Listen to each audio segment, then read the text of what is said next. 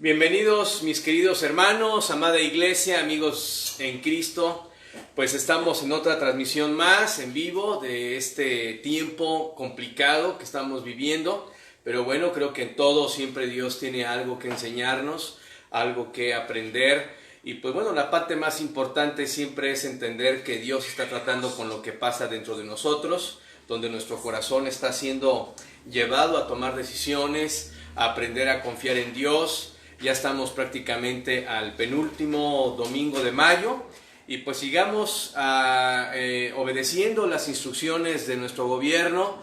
Esta situación nos han dicho que se va a extender, ya se extendió más bien, y pues bueno, creo que es algo que para el mundo es algo diferente, para nosotros también, pero bueno, nosotros tenemos la oportunidad de mostrar nuestra fe, de aprender que Dios tiene el control y no importa lo que esté pasando. Si nosotros estamos agradando a Dios y estamos buscando a Dios, pues todo lo que Él hace, pues siempre va a beneficiar para bien, así dice la Biblia.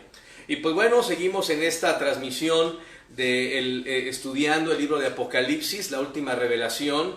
Y pues bueno, hemos estado hablando de una iglesia, la iglesia de Éfeso. Y pues bueno, quiero comenzar con una introducción. Y bueno, he observado a través de los años que la mayoría de las religiones buscan agradar a Dios. Y eso está bien. Creo que toda religión tiene en el centro esta intención. Sin embargo, también el problema que he observado es que la mayoría procura agradar a Dios por temor.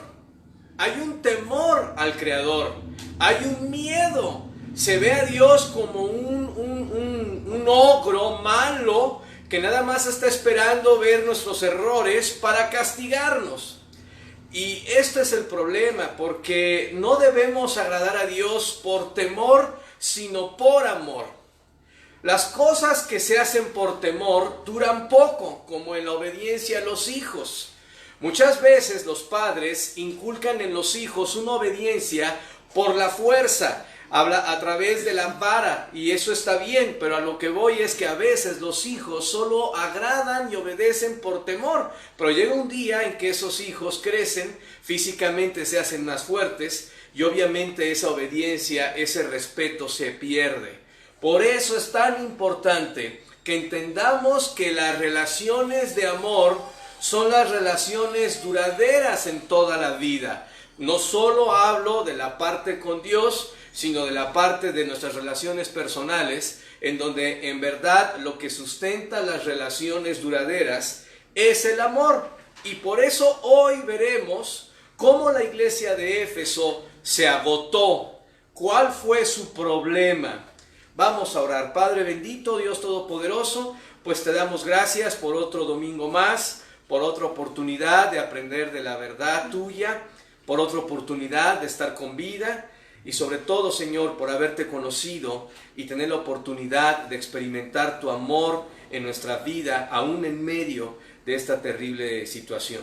Padre, yo te ruego, como cada transmisión, que seas tú y solo tú quien hables a los corazones, a aquellos hermanos, a aquellos amigos, a aquellos seguidores de Cristo que están escuchando, seas tú en sus vidas. En cada hogar que está entrando esta transmisión, te pido bendigas, quita toda distracción, para que tu verdad pueda ser oída y aceptada y recibida con una actitud correcta. Te pido también por aquellos que después verán estas transmisiones y que tu palabra, siendo viva y eficaz, haga la obra.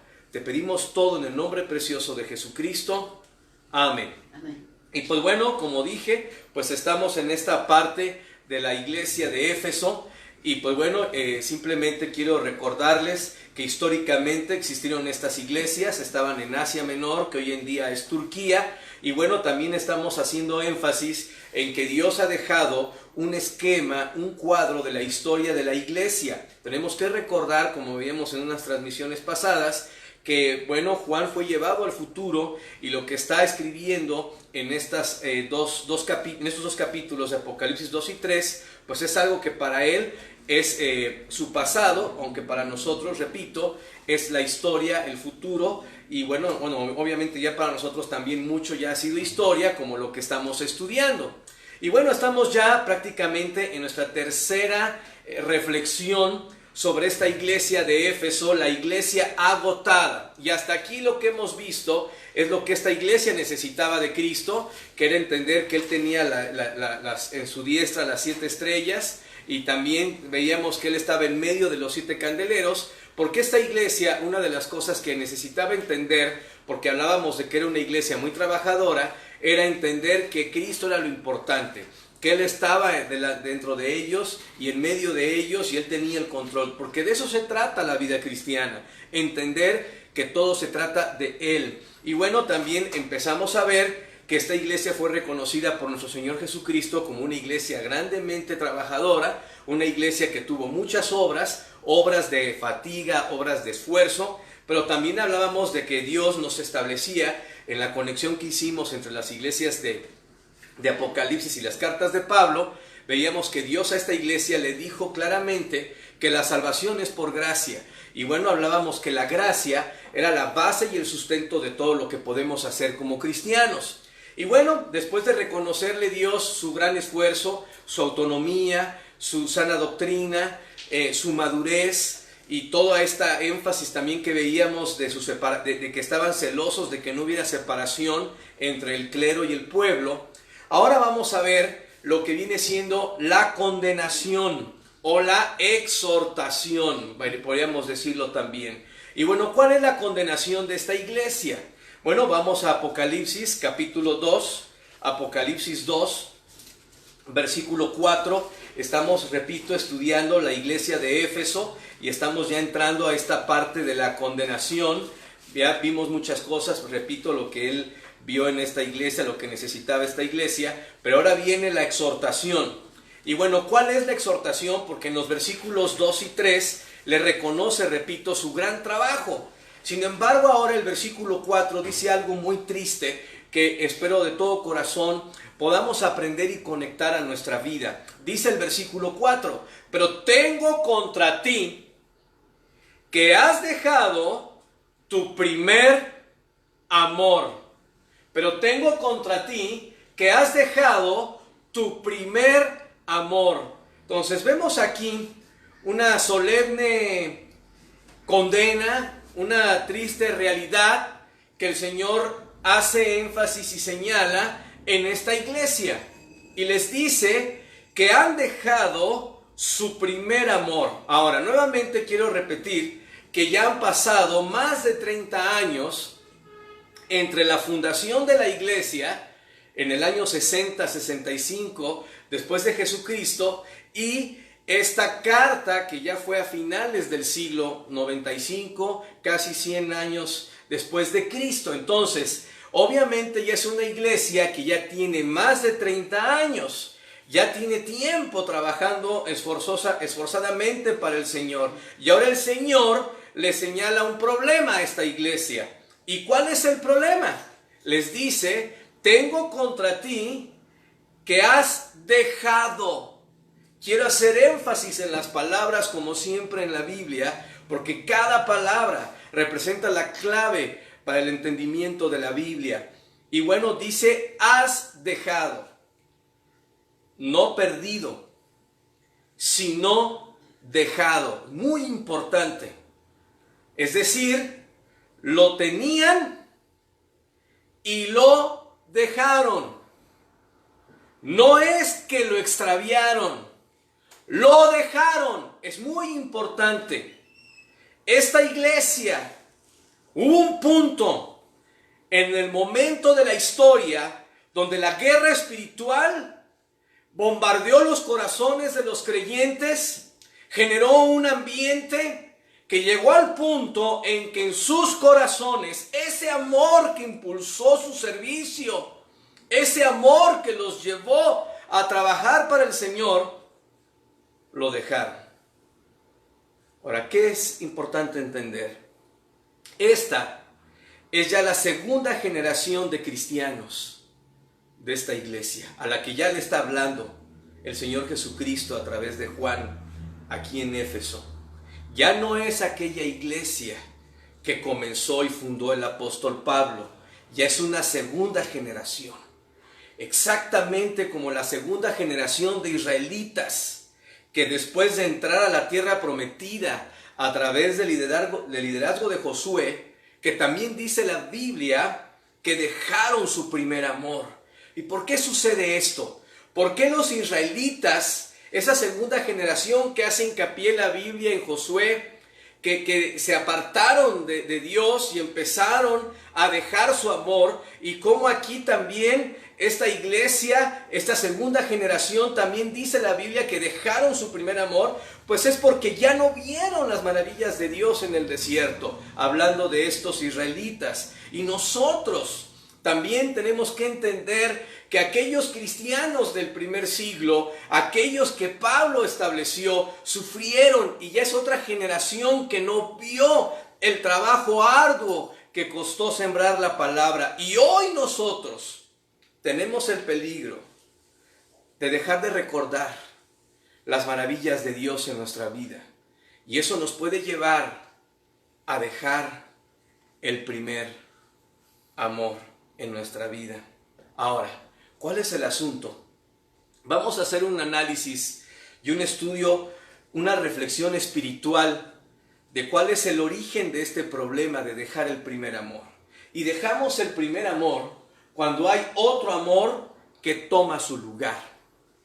Dejamos el primer amor cuando hay otro amor que toma su lugar. Ahora, podemos sacar una lista de ciertas cosas que pueden hacer que una persona deje su primer amor. Sin embargo, quiero sacar dos ejemplos de la Biblia. Primeramente, ¿qué puede sustituir tu primer amor hacia Dios?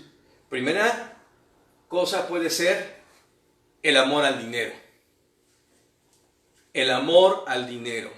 Uf, qué cosas tan interesantes, ¿no? Porque algo que se está manejando mucho en esta pandemia, inclusive hay una televisora que de forma insistente, para mí exagerada, está hable y hable, no tanto de la pandemia, sino de la crisis económica y del problema de los empleos, y bueno, más bien de los desempleos y todo lo que vendrá. Ahora, eso es cierto, eso es una realidad, pero también creo yo que Dios está tratando con el mundo, porque en verdad sí hay un problema con amor al dinero. Y creo que todos los cristianos tenemos la oportunidad de mostrar que nuestra vida no depende de eso. Ahora, vamos a entrar de lleno a esta reflexión. Como les dije, uno de los problemas que hacen que dejemos el primer amor es que otro amor toma su lugar, u otro objeto de nuestro amor toma su lugar. Y bueno, aquí en a Timoteo capítulo 6, versículo 10, 1 Timoteo 6, 10, dice Pablo claramente: porque raíz de todos los males es el amor al dinero. Voy a repetirlo. Porque raíz de todos los males es el amor al dinero, el cual codiciando algunos se extraviaron de la fe, qué triste, y fueron traspasados de muchos dolores. Ahora vamos a hacer un poco un análisis, una reflexión sobre este texto y hacer énfasis en lo que dice para quedarnos con la aplicación que Dios quiere para nuestras vidas. Primeramente, pregunta: ¿raíz de todos los males es el dinero? Contéstatelo ahí tú. ¿Así dice el texto? No. Dice, es el amor al dinero. El problema no es el dinero. El dinero solo es un medio para lograr algunos beneficios o servicios que cualquier persona entiende la necesidad del mismo. Pero el problema es cuando se ama el dinero. Dios no está en contra del dinero, no sataniza la riqueza, no está en contra de que nosotros tengamos dinero y lo usemos, como repito, para los bienes y servicios que pudiéramos disfrutar a través de ello. El problema es cuando ya amamos el dinero. El problema, dice Pablo, la raíz de todos los males es el dinero, no, el amor al dinero. Ahora, ¿por qué es el problema? Pues el problema es entender qué es amar. Hay que definir qué es el amor para entender por qué es el problema amar el dinero. El problema es amar el dinero. Ahora, una definición de amor, para mí la más hermosa definición de amor es Juan 3:16. ¿Qué dice Juan 3:16? Porque de tal manera amó Dios. Aquí va a definir el nivel de amor de Dios por la humanidad. Dice, porque de tal manera amó Dios al mundo que ha dado a su Hijo unigénito.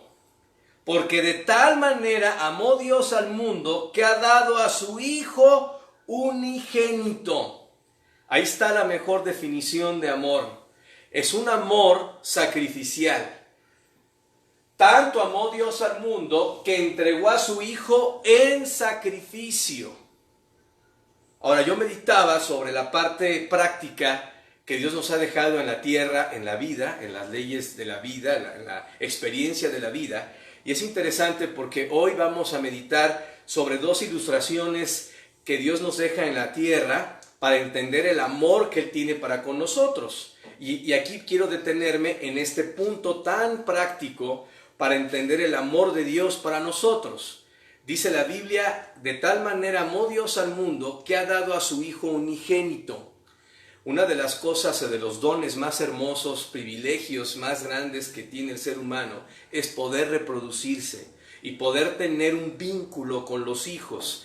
Los hijos son uno de esos amores que son completamente incondicionales. Esa es la verdad. Cualquier padre amoroso, cualquier padre entiende el vínculo, y madre, el vínculo inalterable que existe entre padres e hijos. Y yo creo cualquiera persona en sus 5 sentidos, con un amor auténtico, da la vida por sus hijos. Yo creo que yo, lo digo con cuidado, sería capaz de matar por amor a mis hijos si es que ellos corren peligro o está en riesgo sus vidas, o yo mismo capaz de dar mi vida por ellos. Ahora, cuando Dios menciona esta ilustración, está hablando del nivel de sacrificio que ha hecho, porque Él nos amó tanto que estuvo dispuesto a entregar en sacrificio a su Hijo. ¿Tú lo harías? ¿Tú darías la vida de tu hijo por un pecador? ¿Por alguien que no se lo merece? ¿Por alguien que no ha agradado, que ha cometido delitos? Pues yo me imagino que no, pero creo que esa es la parte que a veces no conectamos en el nivel de sacrificio del amor de Dios. Ahora, vuelvo al punto. El amor es sacrificio. Entonces, cuando nosotros hablamos de que el amor, el primer amor se ha dejado porque lo ha tomado otro amor, pues bueno, vemos que un problema es amar el dinero. Y tú puedes llegar al punto de hacer sacrificios por el dinero. Ese es el problema. Cuando tú empiezas a hacer sacrificios por el dinero, porque el amor es sacrificio. Sería una de las definiciones más prácticas del amor. Ahora, hay niveles de amor. Pero el amor bíblico, el amor que define la Biblia como el amor agape, es un amor sacrificial, un amor que se entrega, que da todo sin condiciones por aquel objeto al que ama. Entonces, el problema es cuando nosotros empezamos a hacer eso por el dinero. Yo te pregunto, ¿qué has sacrificado por el amor al dinero? ¿Qué has sacrificado? ¿Tu salud? ¿Tu familia? ¿Tu andar con Dios? Esa es una realidad si tú en verdad has decidido amar el dinero. Es la forma de sacar el diagnóstico de si tú has decidido amar el dinero, es preguntarte esto. ¿Has sacrificado tiempo de tu familia? Repito, tu salud, tu andar con Dios. Si amas el dinero, algo estás sacrificando por Él. Así que el asunto está en desplazar el amor hacia Dios, en este contexto de la iglesia de Éfeso, por otro amor. Y uno de los problemas que tenemos en esta sociedad tan consumista, tan diseñada para el dinero, pues que podemos empezar a desarrollar un amor hacia el dinero, sacrificando cosas que valen la pena por cosas que no valen la pena, como las ya mencionadas. Ahora, esa es una cosa que puede sustituir el amor a Dios. Un ejemplo de las Escrituras es amor a las cosas del mundo. Aunque está conectado, esto muchos pueden decir, no, yo no tengo ningún problema con el dinero. Pero, ¿qué tal está el problema con tu vanidad? Dice la Biblia que el mundo, bueno, vamos a leer el texto aquí, dice primera de Juan, capítulo 2, versículo 15, aquí viene la exhortación de Dios, no améis, ¿qué? Al mundo, que a las personas, no, ni las cosas que están en el mundo. Si alguno ama al mundo, el amor del Padre no está en él. ¿Y qué hay en el mundo? Están los deseos de los ojos, los deseos de la carne y la vanagloria de la vida. Y cuando nosotros sucumbimos ante estas tres áreas de tentación, aquello que entra por nuestros ojos, aquello que alimenta nuestra carne o aquello que alimenta nuestra vanidad, estamos desplazando a Dios. Por eso tenemos que hacer una reflexión muy clara a qué cosas le invertimos más tiempo, porque eso es lo que estamos dando como amor, porque el amor es sacrificio. Y una de las cosas que tenemos para entregar todos es que tenemos 24 horas al día. Y de esas 24 horas, ¿cuántas cosas estamos invirtiendo de tiempo, sacrificando de tiempo para esas cosas? Es una forma de entender qué lugar tiene en verdad la Biblia o Dios en nuestro corazón en referencia a las otras cosas que invertimos en nuestra vida. Ahora, déjame decirte una afirmación. Todo problema se inicia cuando Cristo deja de ser el Señor de nuestra vida. Y obviamente el punto de partida para dejar los problemas es tener una relación personal con Jesucristo. Hace 8 días hablábamos de la gracia de Dios. No estamos hablando de las buenas obras, no estamos hablando de que somos buenos y queremos agradar a Dios por nuestro esfuerzo. Estamos hablando de apegarnos a ese Dios amoroso a través de su obra perfecta en la cruz. Cuando nosotros establecemos con Cristo una relación de amor a través de su sangre preciosa, es que empezamos una relación donde Él tiene que ser el Señor de nuestras vidas. Y a partir de ese día tenemos que empezar a tomar decisiones que nos lleven a un crecimiento de esta verdad en nuestras vidas.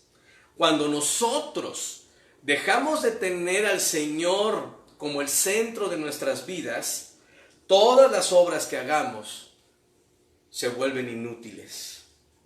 Por eso, aquí el apóstol Juan, por el Espíritu Santo, está escribiendo lo que el ángel, a través del mensaje de Jesucristo, le está dejando claro.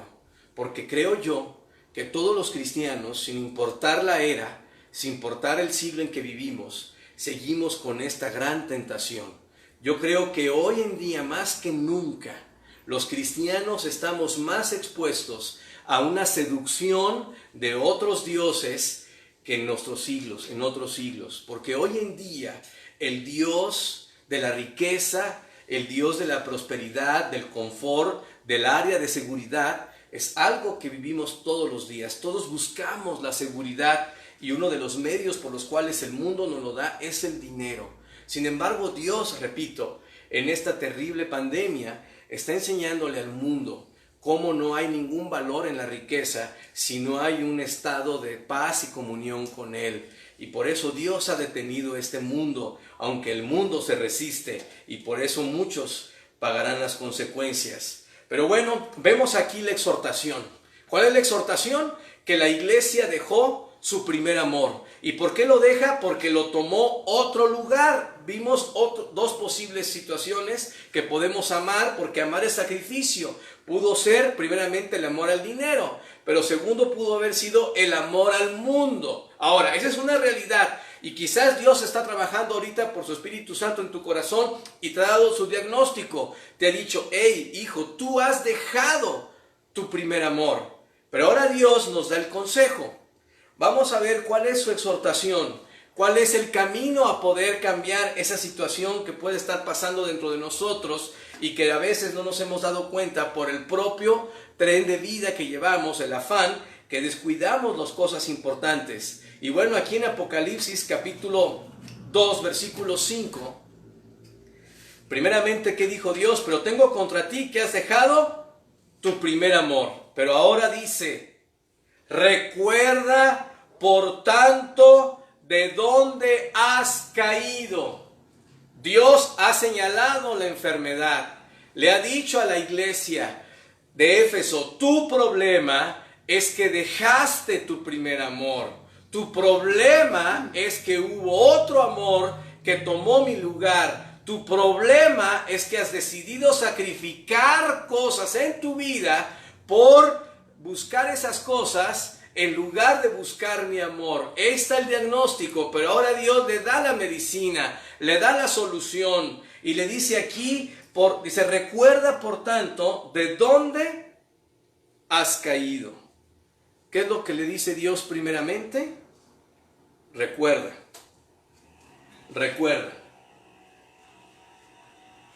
Yo te pregunto, ¿puedes recordar tú el momento desde tu conversión, es decir, tu primer amor? ¿Puedes recordarlo? Me dirijo a aquellas personas que ya tienen años, que han tenido un encuentro personal con Jesucristo. Aquellas personas que tienen años, que llegaron a los pies de Jesucristo. Yo les confieso, tengo más de 30 años. Cuando la gracia preciosa de mi Señor Jesucristo llegó a mi corazón. Y es muy importante recordar, porque a través de los años uno va olvidando. Es de este pasaje donde tenemos la frase del primer amor, hablando de Apocalipsis 2:4. El primer amor en la vida de un cristiano es la bonita experiencia de amor que todo cristiano tiene de Cristo en sus primeros meses de haberlo aceptado como su único y suficiente Salvador. Son aquellos meses cuando hemos experimentado su perdón total sin condiciones. Ya se ha ido la culpa y vivimos un bello romance con nuestro Señor. Es cuando lo vemos en cada detalle de nuestra vida, por muy absurdo o frívolo que sea. Es cuando oramos, cuando estamos en el banco, en la cola del banco, y le pedimos al Señor que avance rápido, y avanza rápido y vemos su mano. Es cuando vamos al supermercado y queremos encontrar un espacio donde estacionarnos, oramos a Dios para que encontremos un lugar y lo recibimos de Dios y vemos un milagro. Es un momento hermoso, porque en cada detalle estamos conscientes de su presencia, y en la vida cotidiana, en cada circunstancia, vemos su respuesta y consideramos que el Señor nos ama tanto que ahí está presente. Es una etapa hermosa, es una etapa donde estaríamos dispuestos a dejarlo todo por nuestro precioso Salvador.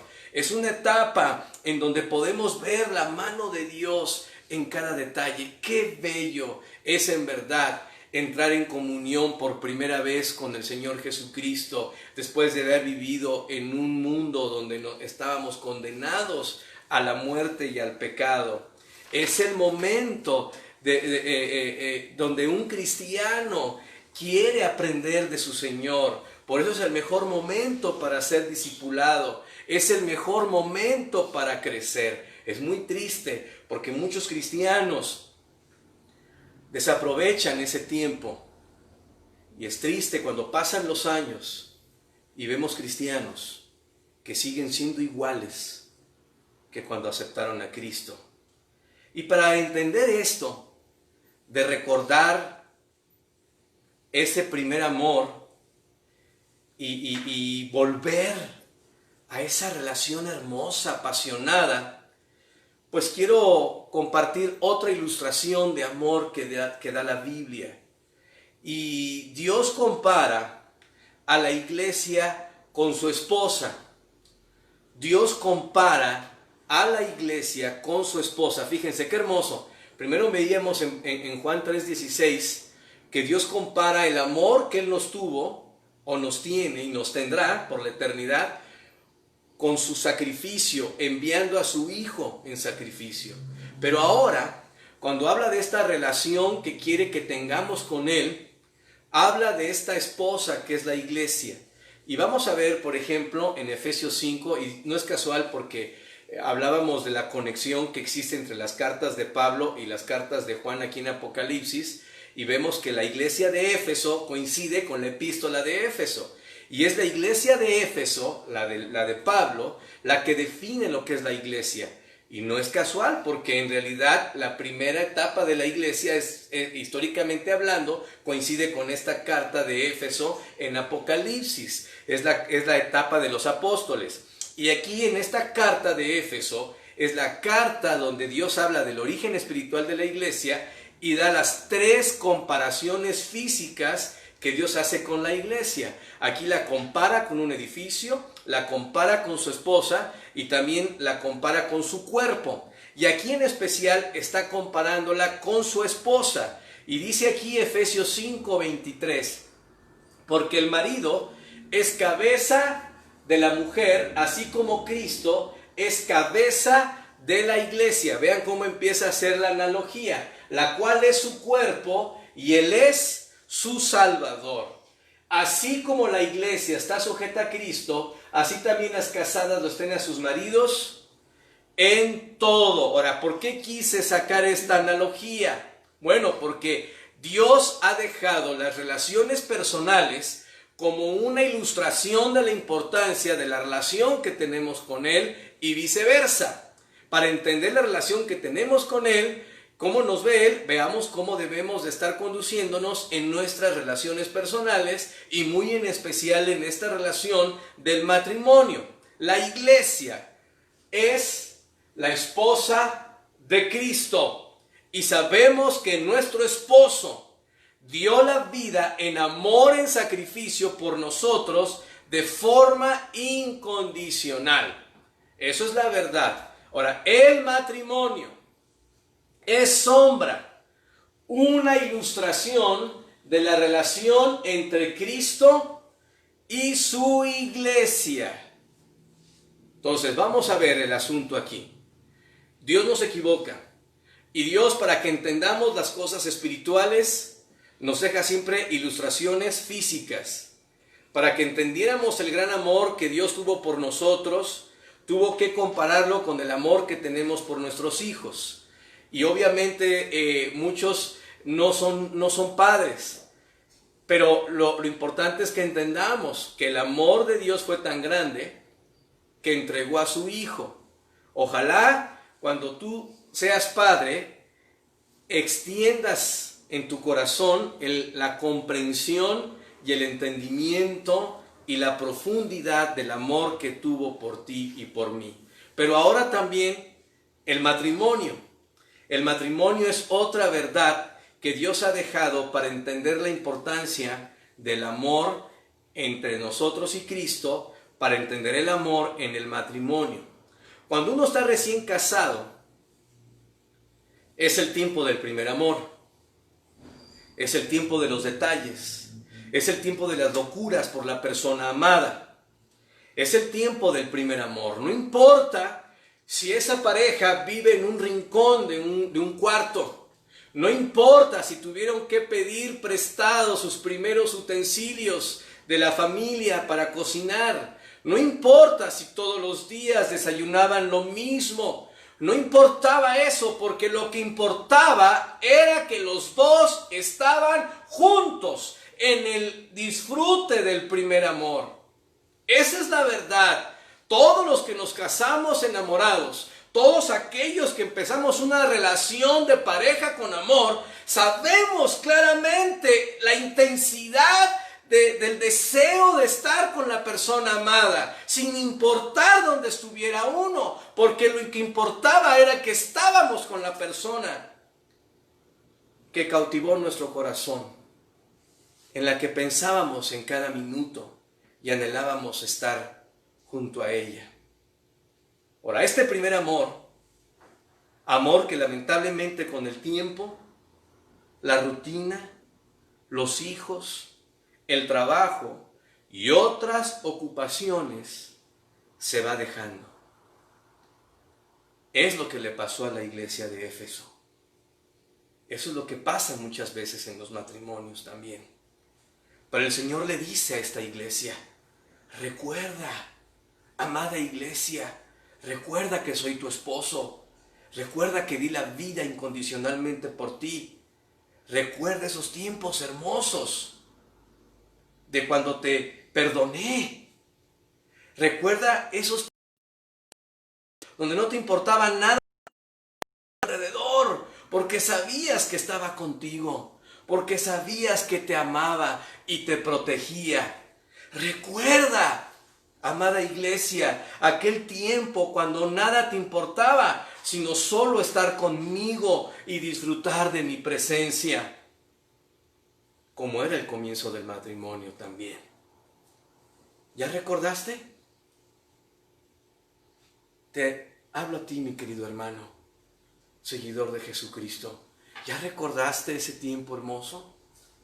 Cuando en verdad no veías nada malo más que el amor de Dios en tu vida. Cuando te diste cuenta que en verdad antes ibas con destino al infierno y ahora Dios te ha dado una vida eterna. Cuando sentías culpas por tus propios pecados y ahora sabías que estabas perdonado totalmente. ¿Ya lo recordaste? ¿Ya recordaste ese tiempo tan hermoso que Dios quiere que tengamos claro en nuestro corazón? Recuerda, dice la Biblia. Dios le dice a la iglesia de Éfeso: por tanto, recuerda, por tanto, de dónde has caído. Y dice: y arrepiéntete y haz las primeras obras.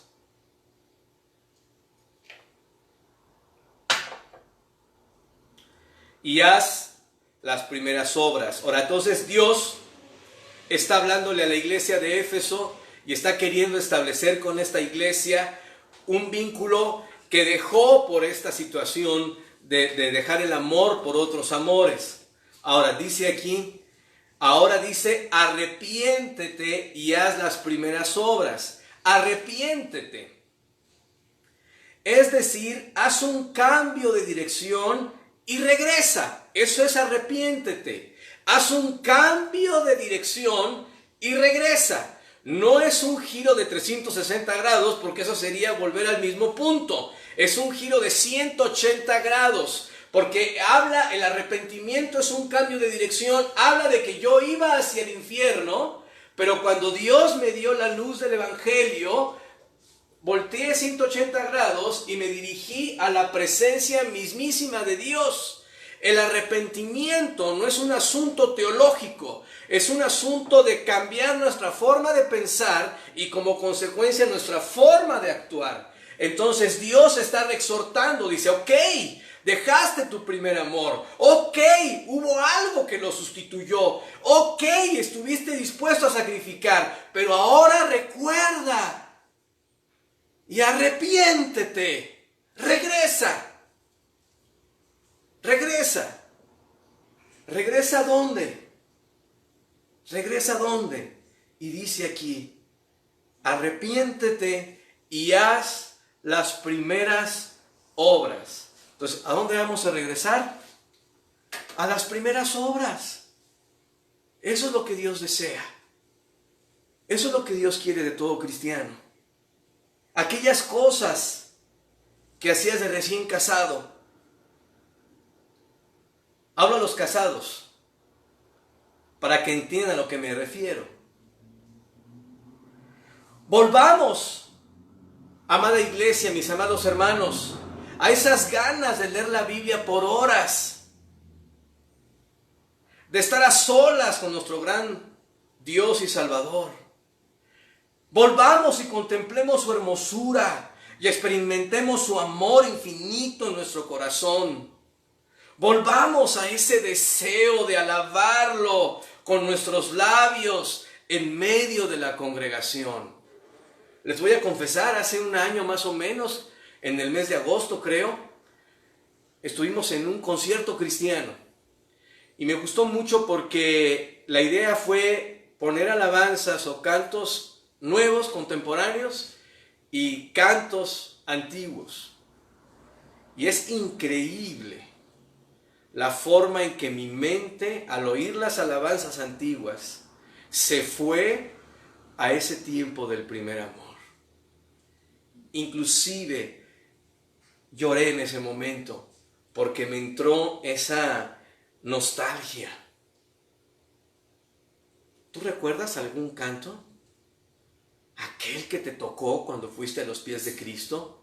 ¿O aquel que oías mucho en una gran necesidad? Tenemos que volver a eso, hermanos. Tenemos que volver a esas acciones que alimentaban nuestro corazón. Volvamos al deseo de alabarlo con nuestros labios en medio de la congregación y en privado. Hoy no podemos hacerlo en la iglesia, pero lo puedes hacer, empezar allí en tu corazón, en tu casa, y Dios, por su gracia, nos dará la oportunidad de volver a reunirnos y alabarle en la congregación. En medio de la congregación te alabaré, así dice la Biblia. Así que entrad por sus atrios con alabanza, dice la Biblia. Así que Dios, si quiere que disfrutemos del romance, del amor con Él, volvamos en verdad a ese amor. Volvamos a ese deseo de compartir su amor a todos los que nos rodean.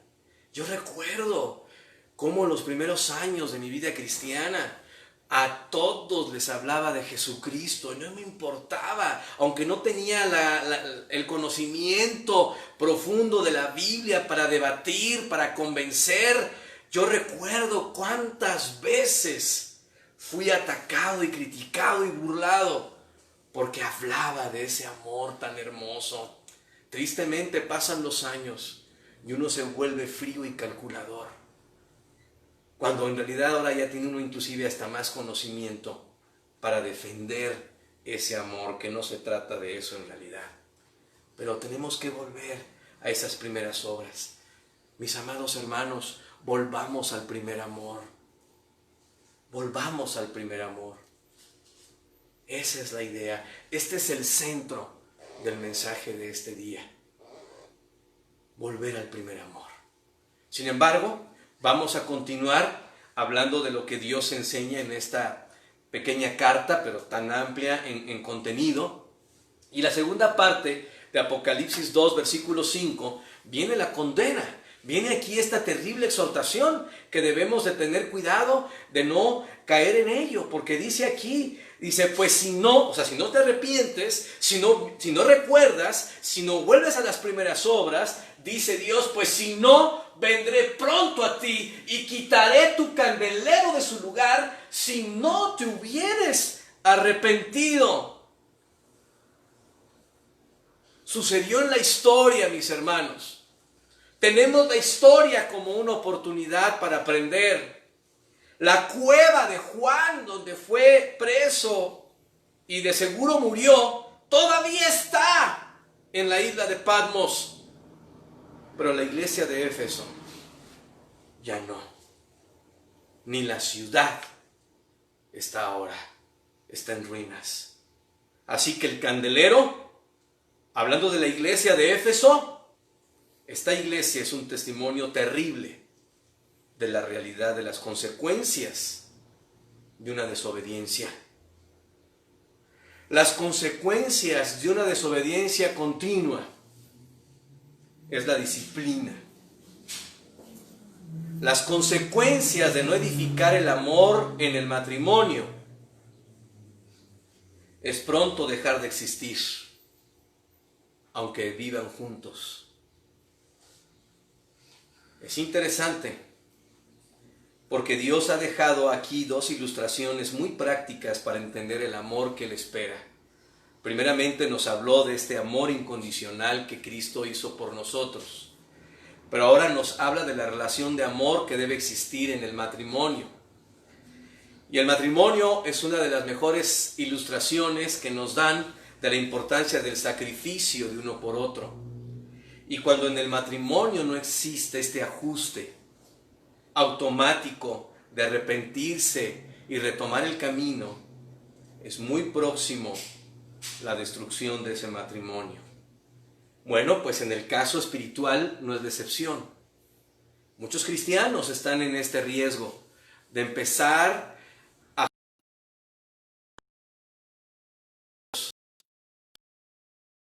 como se estaban entregando al principio.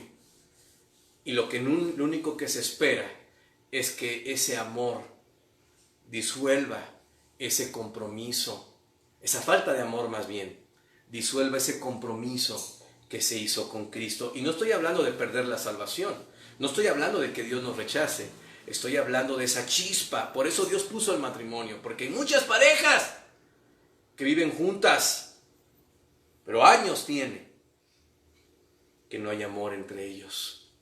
Qué triste cuando la vida cristiana se vuelve algo religioso, cuando la vida cristiana solo tiene que ver con formas y no con profundidad en el corazón.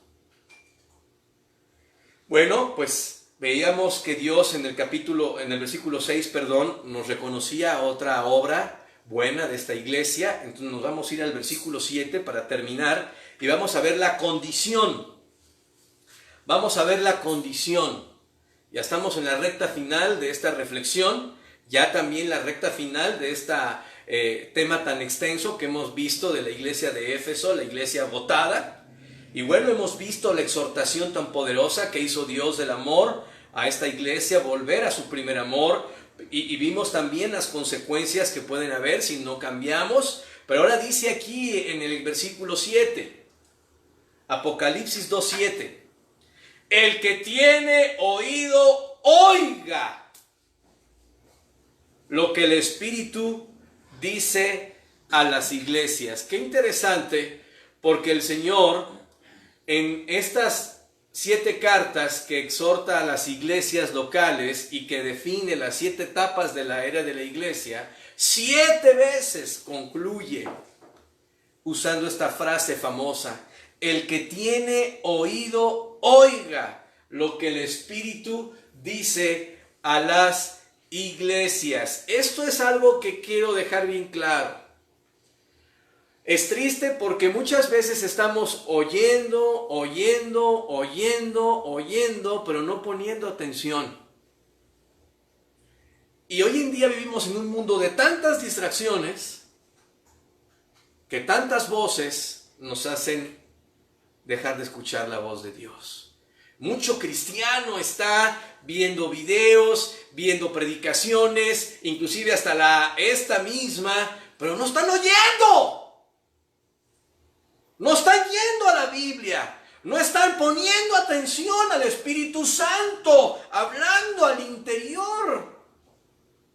Dice aquí: al que venciere le daré a comer del árbol de la vida, el cual está en medio del paraíso de Dios. Honestamente, en cada iglesia de estas cartas, Dios da alguna instrucción que pareciera que está hablando de que la salvación depende de la fidelidad.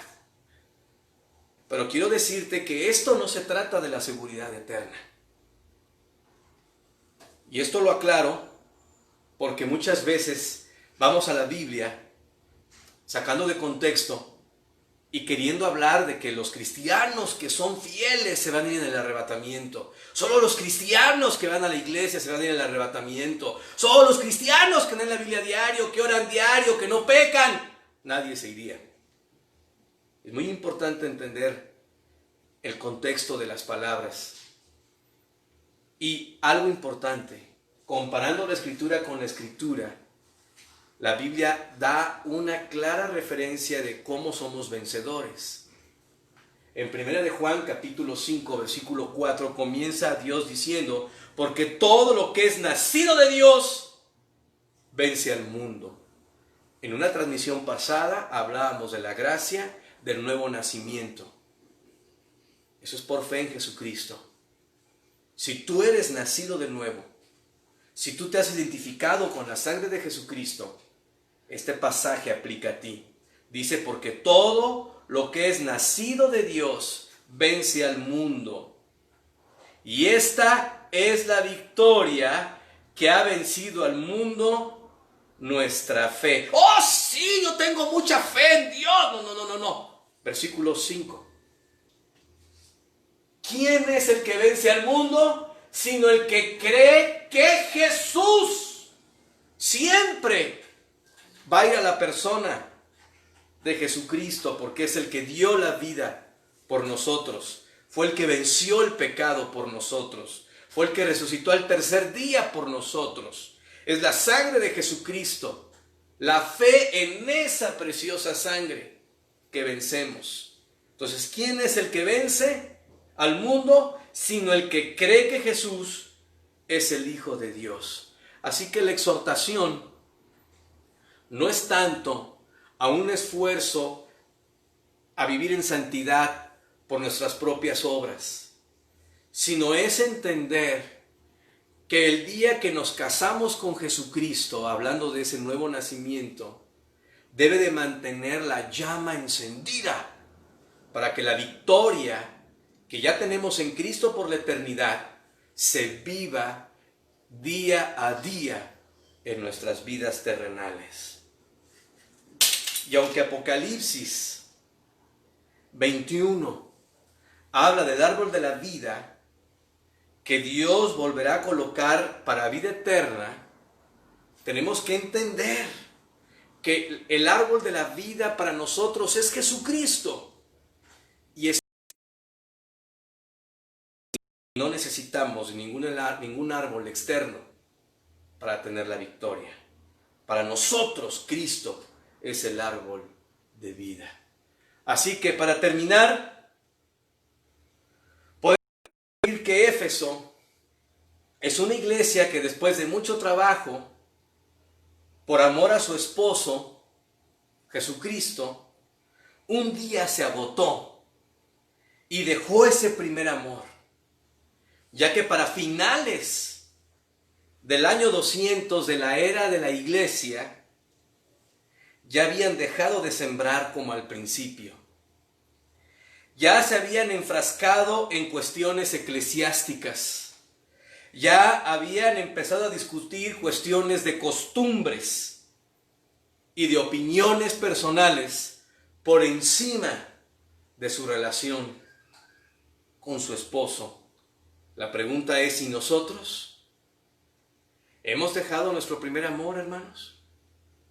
¿Hemos permitido que otro amor tome nuestro corazón? Bueno, pues es tiempo de recordar. Es tiempo de arrepentirnos. Y es tiempo de volver a las primeras obras. Es tiempo de regresar a la intimidad con nuestro amado esposo Jesucristo. No hay otro esposo más fiel, santo, amoroso y perfecto que Jesucristo. Volvamos a Él y bajo su cuidado confiemos que cualquier prueba, cualquier necesidad será suplida por Él, porque para eso vino, para darnos vida y vida abundante, dice la Biblia. Sigamos confiando en Él y regresemos al primer amor. Bendito Dios Todopoderoso, Padre Eterno, te damos muchísimas gracias por... Sabemos, Dios, que vivimos en un mundo donde otras cosas hacen que el amor sea desplazado. Sin embargo, Padre bendito, Dios bendito, hoy en esta tarde, a través de tu palabra, nos exhortas a volver a nuestro primer amor, a aquel momento tan bello donde podíamos estar estudiando la Biblia horas, donde podíamos estar escuchando alabanzas horas, donde anhelábamos ir a la iglesia. Señor, yo te ruego que todas las personas, todos los que están escuchando, puedan ser exhortados por tu Espíritu Santo a establecer contigo una relación íntima de amor. Gracias, Señor, por la oportunidad que nos das de estar con vida y retomar decisiones para nuestra vida espiritual. Todo te lo pedimos y te damos gracias en el nombre precioso de tu Hijo amado, nuestro Señor Jesucristo. Amén. Amén. Pues mis amados hermanos, gracias a Dios por otra transmisión más. Y pues bueno, tenemos que continuar con nuestro corazón enfocado. Creo que la exhortación que Dios nos ha dado en esta transmisión es muy importante estarla considerando. Tenemos que meditar qué papel ha jugado Dios en nuestras vidas y más en este momento. Creo que es una oportunidad para invertir tiempo en nuestra relación con Dios a través de la Biblia y la oración. También les animo a estar orando, hermanos, porque en las noticias a partir del 15 de junio van a permitir reuniones públicas del 30%. Entonces quizás vamos a empezar, esa es mi idea, a hacer como que una lista de hermanos que quieran venir y estarse congregando en pocos, con la sana distancia, con todas las instrucciones de salud. Pero bueno, creo que lo importante es que gracias a Dios podemos estar comunicándonos a través de este medio y que no hemos dejado de meditar sobre la verdad de su palabra. Mis hermanos, Dios los bendiga grandemente. Bendiciones a todos los que están recibiendo en sus hogares esta transmisión, y es mi deseo que Dios pueda usar cada palabra de la Biblia para animar, para edificar, para consolar. Y pues bueno, nada más quiero despedirme diciéndoles que Jesucristo desea con todo ser humano establecer una relación de amor, de gracia y de perdón. Así que tú ahí en tu casa puedes hacerlo. Y bueno, gracias a Dios, porque nuestra relación con Dios no depende de ningún lugar, sino solamente de la voluntad de nosotros, porque de Dios ya está desde la cruz. Esta voluntad con sus brazos nos recibe siempre. Bendiciones, que tengan una excelente semana y pues bueno, sigamos adelante confiando en que Dios va a tener todo tiene bajo control y pronto va a tenernos en un lugar ya sin problemas. Que Dios los bendiga grandemente. Hasta la próxima transmisión.